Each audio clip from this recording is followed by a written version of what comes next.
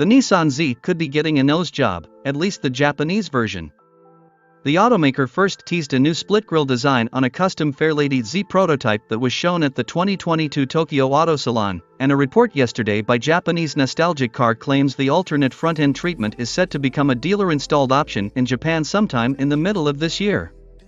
Depending on your opinion of the Z's regular nose, this could be great news. At the very least, we think it gives the Z's face more defined features compared with the current car's gaping front orifice. However, it might not matter what we Americans think, as the split-grille option could be reserved for the Japan market. When asked to confirm the report that the alternative grille would enter production in Japan, a spokesperson from Nissan's North American team said the company has yet to announce anything. Technically, that leaves the door open for the US version of the Z to receive a new nose, but we'll just have to wait and see. For Americans who aren't satisfied with the Z's standard grille or those who find its performance lacking, all hope isn't lost.